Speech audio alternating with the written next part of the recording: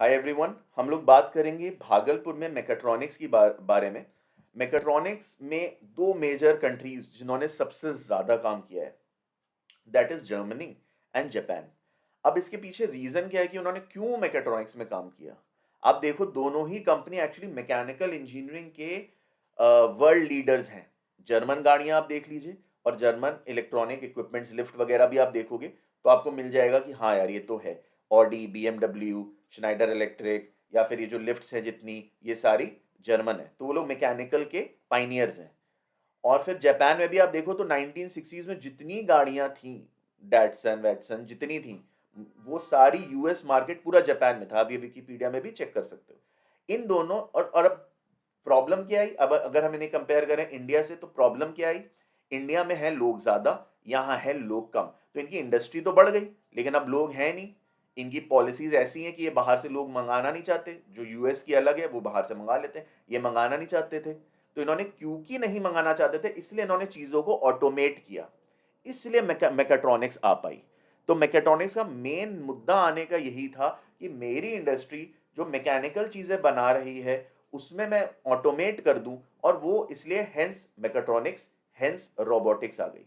तो ये इसका बैकग्राउंड था। अब आते हैं हम, हमारे जो डिस्कशंस होते हैं, लाइव डिस्कशंस, उसमें लोग क्या बात करते हैं। स्टूडेंट्स आम तौर पे मैंने नोटिस किया है, दे थिंक कि हम मैकेट्रॉनिक्स ले रहे हैं which is something very new. New है, ठीक है, but they have a tendency to think कि इसमें मुझे जो पुराना मैंने फिजिक्स मैथ्स केमिस्ट्री पढ़ा है, या जो पुराना मैकेनिकल है, ये सब नहीं होगा। तो ऐसा नहीं है। मैकेट्रॉनिक्स तो एडवांस चीज डेफिनेटली है, लेकिन पीछे की चीजें तो आपको चाहिए ना।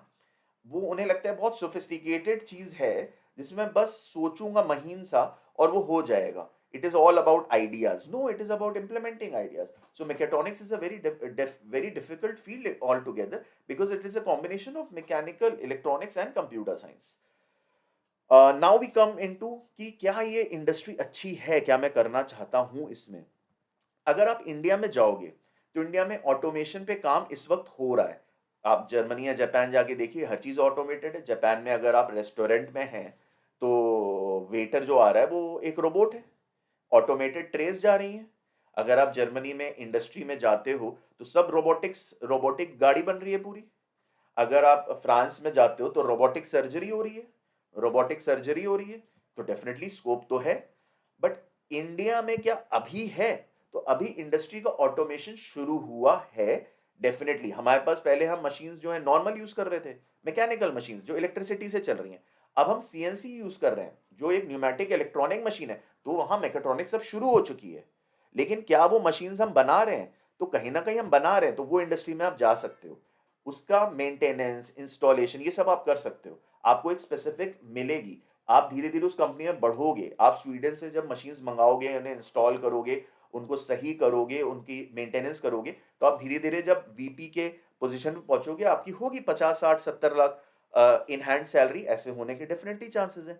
बट आप इसे ट्रेडिशनल तरह से नहीं सोच सकते कि मैं मैकेट्रॉनिक्स में जाऊंगा और एक कंपनी होगी, फॉरन मेरे को ले लेगी, और हम वहाँ कुछ बढ़िया सा सोचेंगे और फटाफट हो जाएगा, या वो बढ़िया सा कुछ कर रही होगी आउट ऑफ द वर्ल्ड। नहीं, दुनिया सारी साथ में ही चल रही होगी, पूरी इंडस्ट्री एक दूसरे को ही है, मतलब लेन देन से ही चलती है। तो मैकेट्रॉनिक्स बिल्कुल लिया जा सकता है, बट इसको सोचने का तरीका अलग होगा। एकदम से आपको नेट पे नहीं मिलेगा, या एकदम से कंपनी नहीं आ रही होगी। आपको पीएलसी स्काडा देख सकते हो, वो कंपनीज हैं। बैंगलोर में आप जा सकते हो, जो लोग होम ऑटोमेशन कर रहे हैं, वो कंपनीज हैं। आप ऐसी कंपनीज में, इंडस्ट्री में देख सकते हो, आप जाके इंडस्ट्री में, कि कौन सी कंपनी यहाँ पे 3D प्रिंटर लगाई है, कौन सी कंपनी सीएनसी करी है, आप उनके में जा सकते हो। आप ऐसी कंपनीज ढूंढ सकते हो जो इंडिया में अपनी मशीन्स यूरोप से बना के यहाँ पे कर रही हैं। यूएस बहुत बड़ी मैन्युफैक्चरिंग हब नहीं है इन सब चीज़ों का।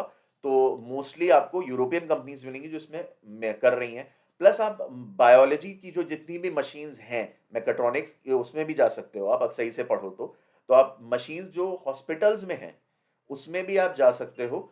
एंड उसमें आप जाके जितनी मशीन्स हैं उनके नाम देखो। देखो, हिटाची की मशीन है, कोई ब्लड हार्ट की इंस्ट्रूमेंट है उसकी मशीन है, कोई और एमआरआई स्कैन हो रहा है उसकी मशीन है। तो ये महंगी मशीन्स हैं। इनके अंदर की जो मैकेट्रॉनिक्स की जो टेक्नोलॉजी है, इसकी जो मैकेनिकल मूवमेंट्स हैं, इसके अंदर जो इलेक्ट्रॉनिक्स है, वो समझना कोई बच्चों का खेल तो है नहीं। तो आप जब पढ़ोगे, समझोगे, तो आप जा सकते हो। फिर आप इंडिया में ये समझ सकते हो कि क्या मैकेट्रॉनिक्स की ज़रूरत है हमको। और आप आउटसोर्स करके अपनी कंपनी मान लो कहीं स्वीडन में बैठी है, कहीं फ्रांस में बैठी है, कहीं फिनलैंड में बैठी है, भाई बहुत ठंड है, वो तो बैठकर यही एक्सपेरिमेंट कर रहे हैं कि कैसे क्या ऑटोमेट किया जाए।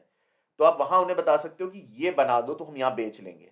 लेकिन बेचने को आप हल्के वर्ड में मत लेना, मैं यहाँ तेल बेचने की बात नहीं कर रहा, मैं ये बेचने की बात कर रहा हूँ, इतनी इंटेलिजेंट मशीन्स जिसकी सही में यहाँ जरूरत है वो बताना, फिर वो वापस लाके देना, it's a huge task and it's very impactful.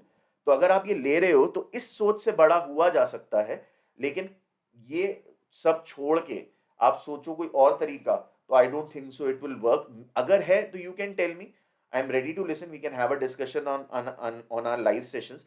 But मैं जितना इंडस्ट्री को देख पा रहा हूँ, जितनी कंपनीज देख पा रहा हूँ, मुझे इंडिया में ये नहीं दिख रहा। या फिर आप पीएचडी एंड एमटेक करने कहीं ना कहीं और जाओ, and which has to be Europe, which is not US, which has to be Europe, वहीं पे काम हो रहा है। यूएस का तो क्या है कि हम लोग वीजा रेगुलेशन चेंज करेंगे, लोगों ले आएंगे, लेकिन पूरा यूरोप का ये एज ऑफ नाउ नहीं है, धीरे धीरे वो भी उस मॉडल पे आ रहे हैं, बट एज ऑफ नाउ फिर भी रोबोटिक्स एंड ऑटोमेशन पे काम कर रहे हैं। So this is about mechatronics from triple IT Bhagalpur, and it's very surprising कि मेकाट्रॉनिक्स जितनी ये स्पेशलाइज्ड ब्रांचेस हैं, ये ज्यादातर नए ट्रिपल आईटीज दे रहे हैं। So thank you very much for watching, this is your career counsellor Sagar.